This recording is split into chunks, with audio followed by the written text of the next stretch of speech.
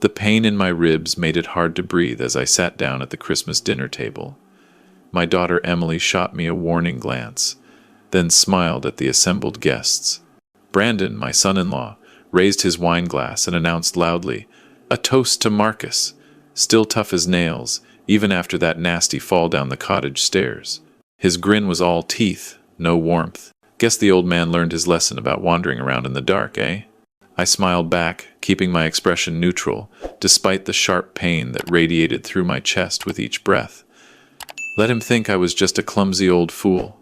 Let him believe his plan had worked, because what Brandon didn't know was that I hadn't fallen down those stairs at all, and I had proof.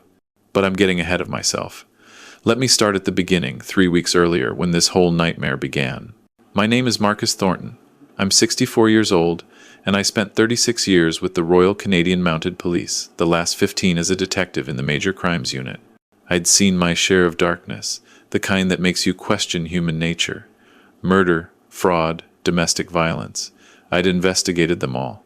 I thought retirement would mean peace, quiet mornings with my late wife, Margaret's garden, maybe some fishing at the lake. Margaret passed 2 years ago. Cancer.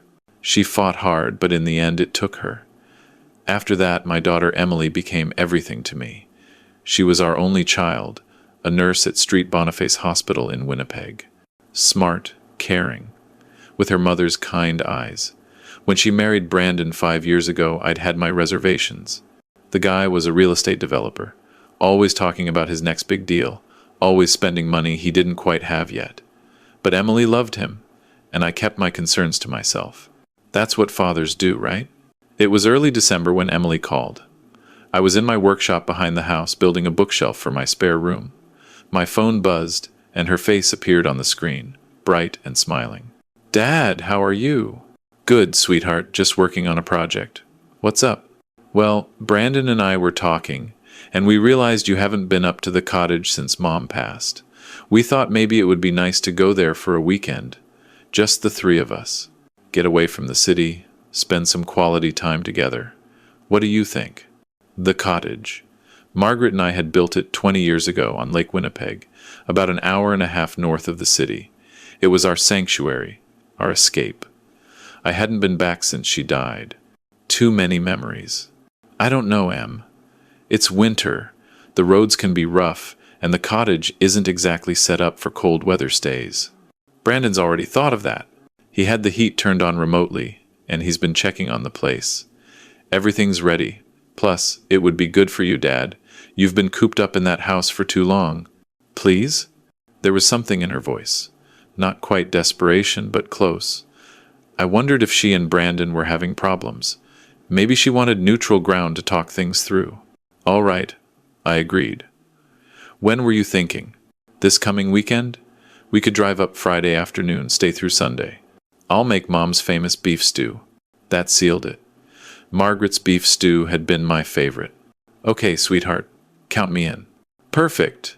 Brandon will pick you up Friday at 2. Love you, Dad." "Love you too, Em." I hung up, but something nagged at me. Maybe it was 36 years of cop instinct, or maybe it was just grief making me paranoid, but Brandon offering to turn on the heat and check on the cottage seemed oddly generous. He'd never shown much interest in the place before, always complaining it was too far from the city, too rustic, too boring. I pushed the thought aside. Maybe he was trying to be a better son-in-law. Maybe he was making an effort for Emily's sake.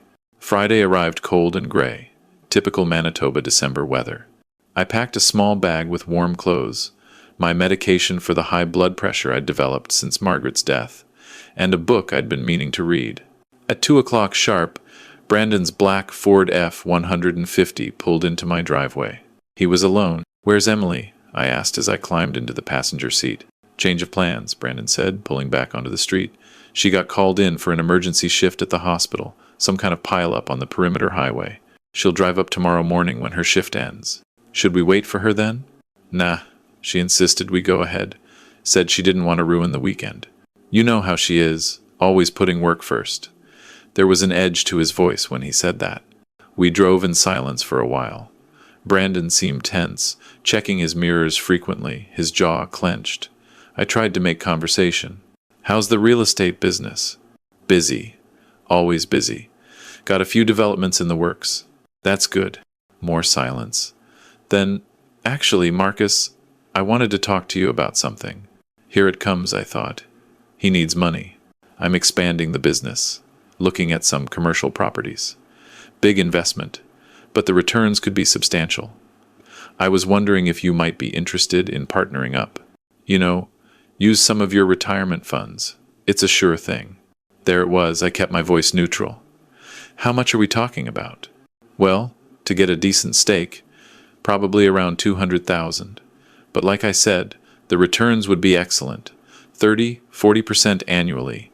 I'd heard that pitch before, from fraud artists and Ponzi scheme operators. No legitimate investment guarantees those kinds of returns. Let me think about it, I said. Brandon's knuckles went white on the steering wheel. Sure, take your time, but I need to know soon. The opportunity won't last forever. We pulled off the highway onto the gravel road that led to the cottage. The trees closed in around us, heavy with snow. The sun was already setting, painting the sky in shades of orange and gray.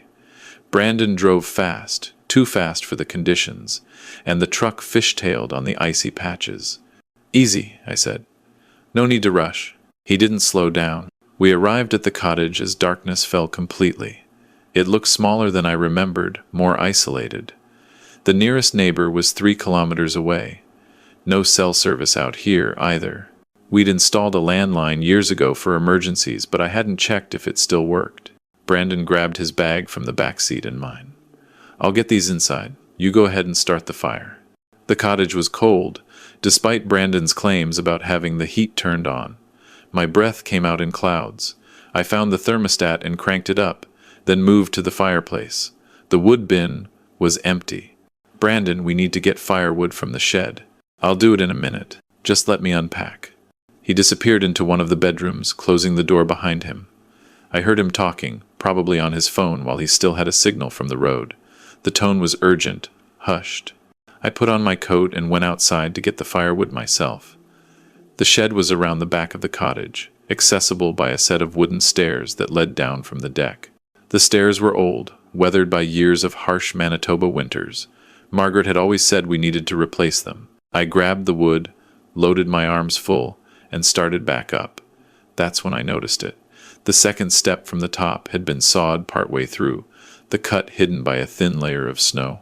If someone put their weight on it, it would snap, sending them tumbling down onto the frozen ground 2 meters below.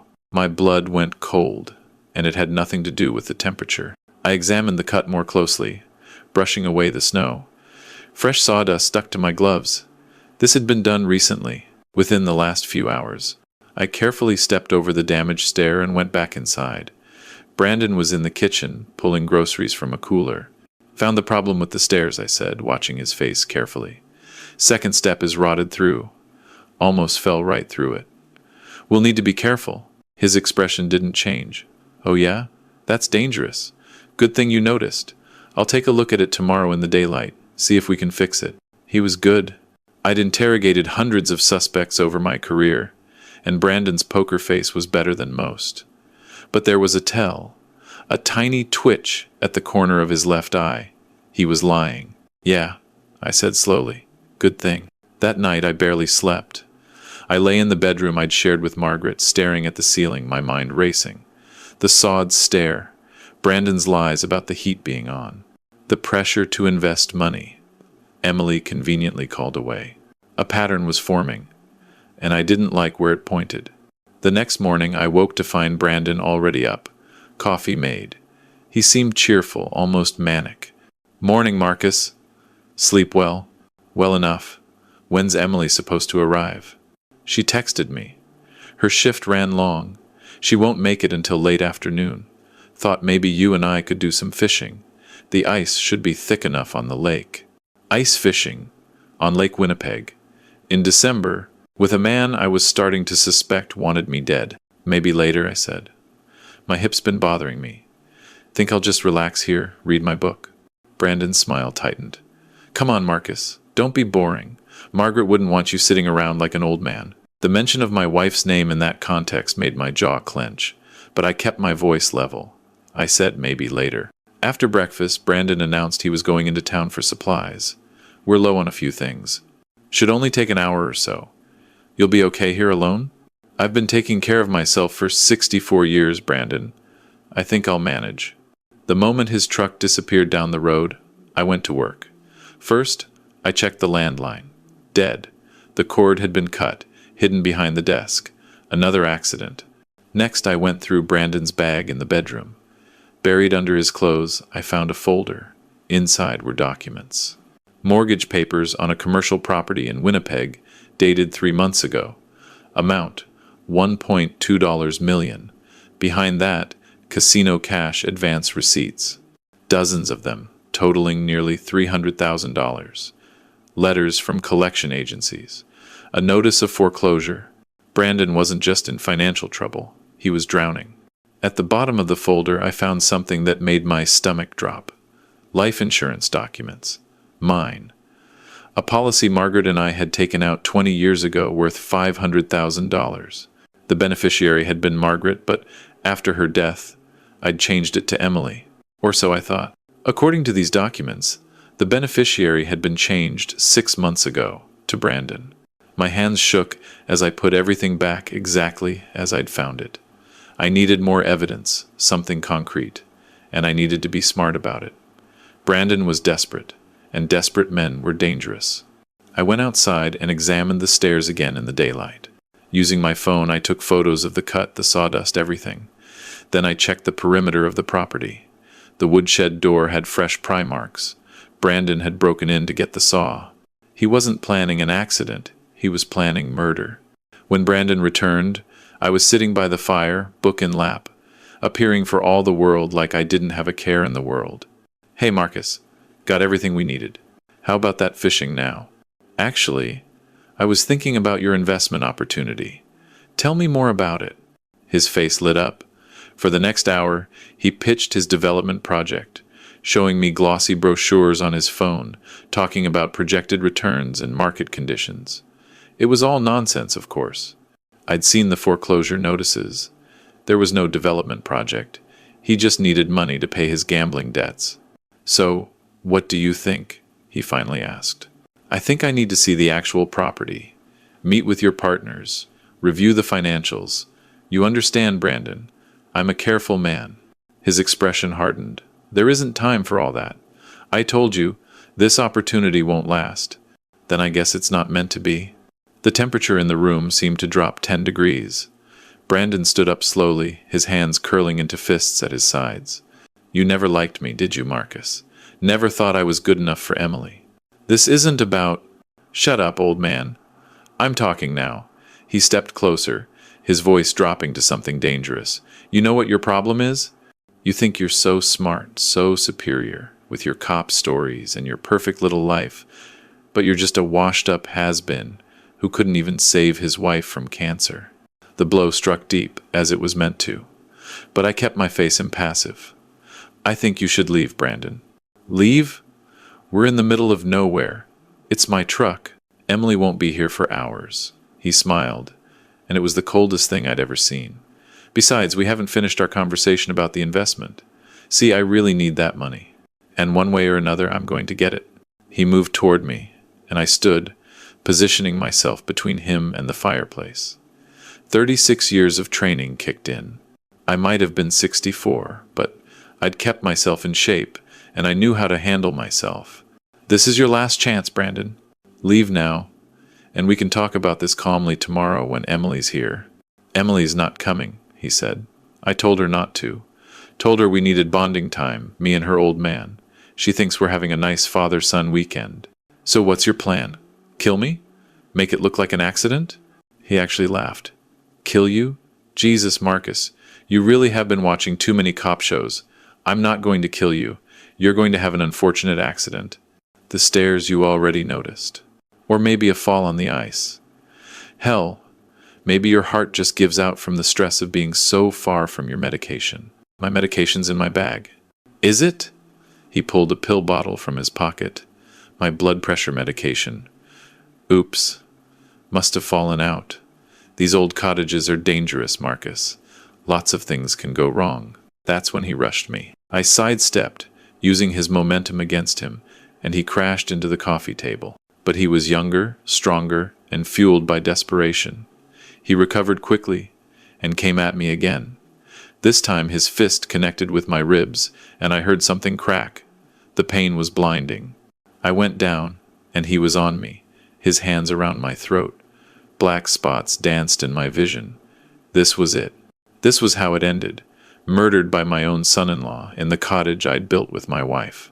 But then, through the fog of oxygen deprivation, I remembered something. Margaret's gun. She'd kept a .38 revolver in the cottage, insisted on it for protection. It was in the drawer of the bedroom nightstand. I bucked my hips, throwing Brandon off balance, and brought my knee up hard into his groin. He howled and released his grip. I rolled away, gasping, and stumbled toward the bedroom. He was right behind me. I yanked open the nightstand drawer. The gun was there, loaded, exactly where Margaret had left it. I spun around just as Brandon reached me, and he froze, staring down the barrel. "Back off," I wheezed, my throat raw. "Now." He raised his hands, but his eyes were calculating. "You won't shoot me, Marcus. You're a by-the-book cop. Besides, how would you explain it to Emily? Self-defense. And you'd be surprised what I'll do to survive." I gestured toward the main room. "Move, slowly." He complied, walking backwards. I followed, keeping the gun trained on him. My ribs screamed with each breath, but adrenaline kept me upright. "Sit in that chair. Hands on the armrests where I can see them." While I kept the gun on him, I used electrical tape from the junk drawer to secure his wrists to the chair arms and his ankles to the chair legs. Not perfect, but it would hold him for a while. "You can't keep me here," he said. "Emily will come looking. No landline, remember? And no cell service. Emily won't worry until tomorrow at the earliest. By then the RCMP will be here." His face went pale. "What did you do?" "Before you got back from town, I walked to the road. Got just enough signal to send some texts. To Emily. To my old partner at the detachment. Told them both that I was concerned about some things I'd found. That I needed help. My partner's probably already on his way. It was a bluff. I hadn't made it to the road. But Brandon didn't know that. "You can't prove anything," he said, but his voice lacked conviction. I pulled out my phone and showed him the photos of the sod stair. "Actually, I can, plus the documents in your bag about my life insurance policy. The forged signature changing the beneficiary.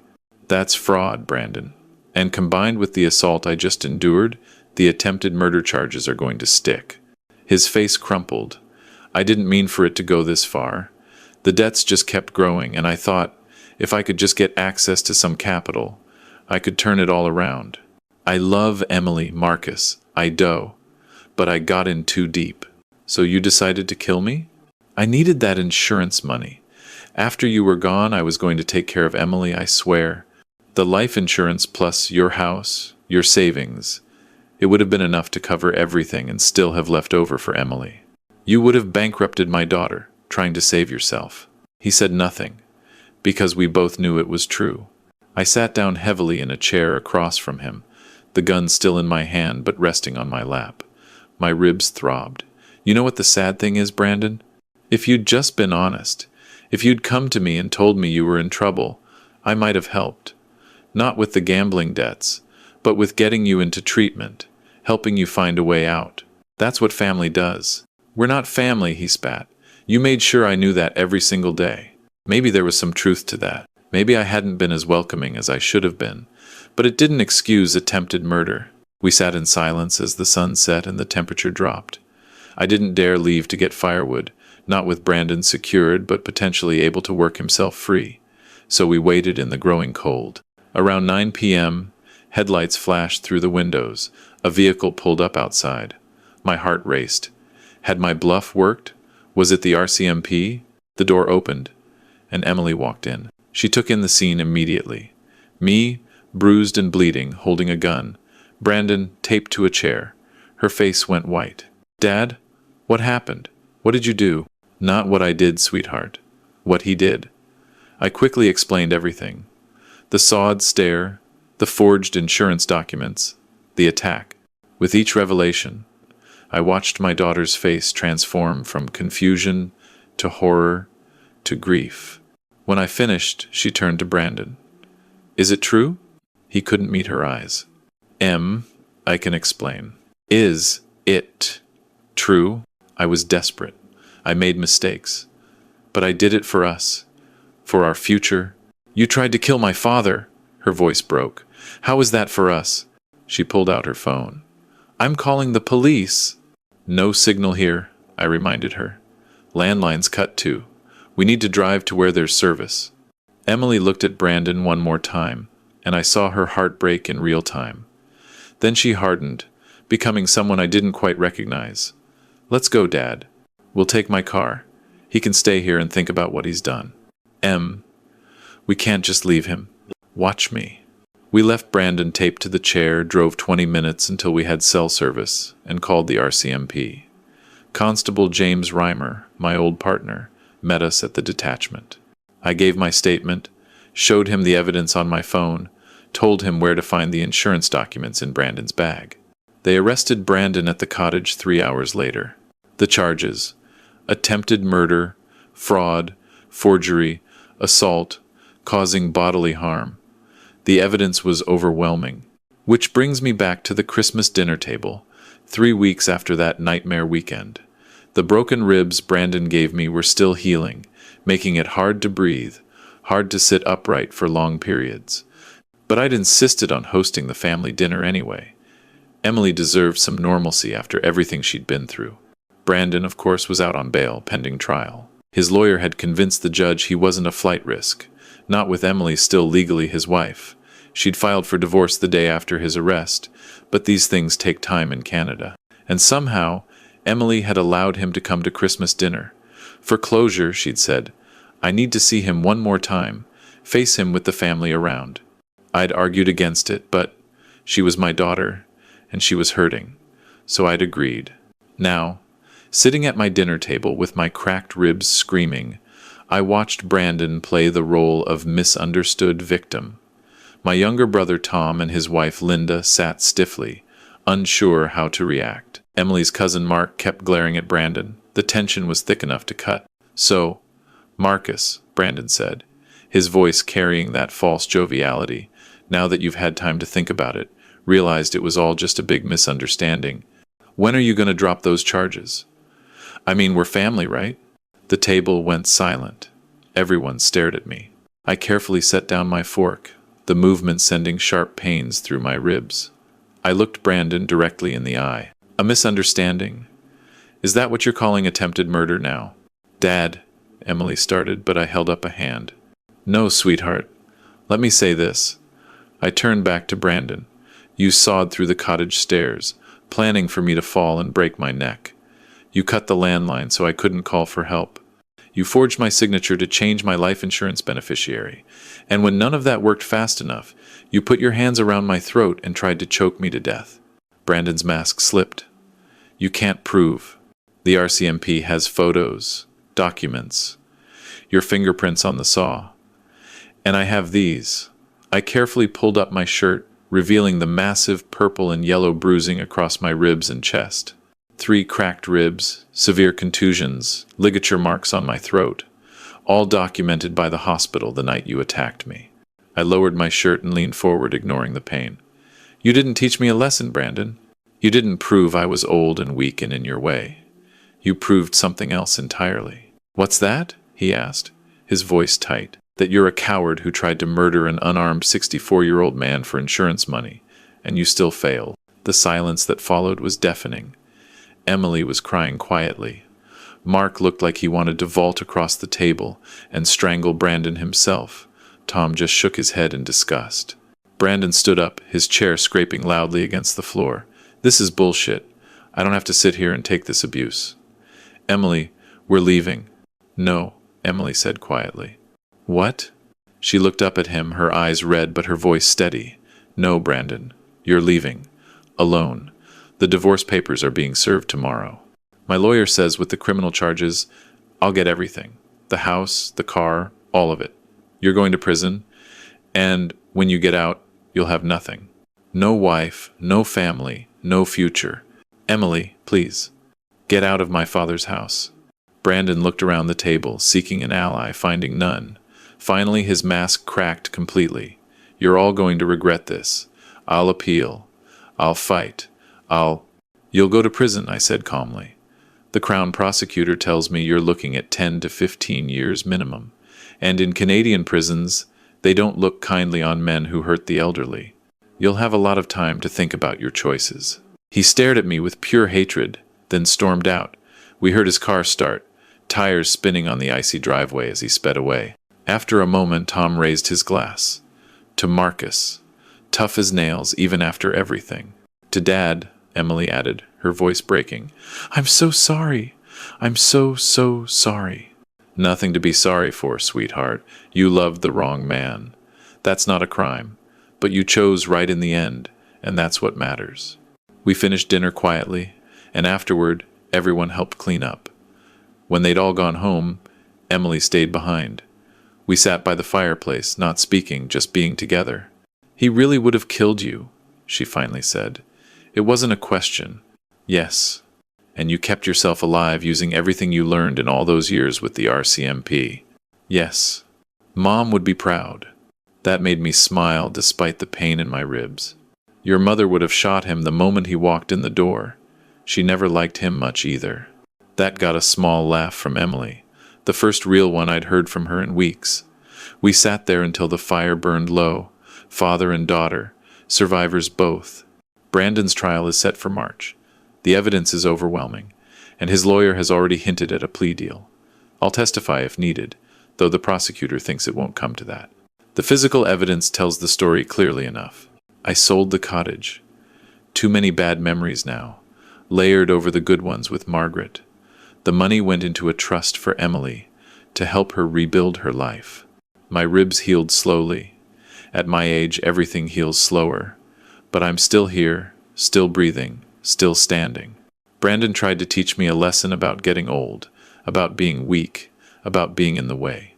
Instead, I taught him one. Age isn't weakness.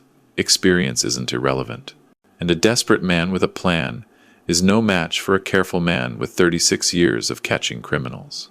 That's the lesson Brandon learned, in the end, and it's one he'll have plenty of time to remember while he's serving his sentence. As for me, I'm learning to live again. I've started volunteering at a community center, teaching self-defense to seniors. Don't be a victim, I tell them. Stay aware, stay strong, and trust your instincts. If my experience can help even one person avoid a similar situation, then maybe something good came from that terrible weekend. Emily's doing better too. She's in therapy, working through the betrayal and the guilt. She keeps apologizing, but I keep telling her the same thing. She didn't do this, Brandon did. She's a victim here too. Sometimes, late at night, I think about those moments on the cottage floor, Brandon's hands around my throat, my vision fading to black. I think about how close I came to never seeing another sunrise, never holding a grandchild, never watching Emily heal and rebuild her life. And then I think about Margaret, and I imagine her voice in my head, that tough, practical tone she always used when I was overthinking things. You survived, Marcus. Now stop dwelling and start living. So that's what I'm doing. Living. One careful breath at a time, with my cracked ribs reminding me with each inhale that I'm still here, still fighting, still refusing to let anyone write my ending but me. Brandon thought he could get away with murder. Instead, he's getting 10 to 15 years in a federal prison, a criminal record that will follow him forever, and the knowledge that he tried to kill an old man and failed completely. That's justice. Canadian justice. Slow, thorough, and absolutely certain. And for me, I got something more valuable than revenge. I got my life, my daughter, and the satisfaction of knowing that experience, training, and sheer stubborn refusal to give up can still win the day. Even when you're 64 with cracked ribs and a broken heart, you can still win.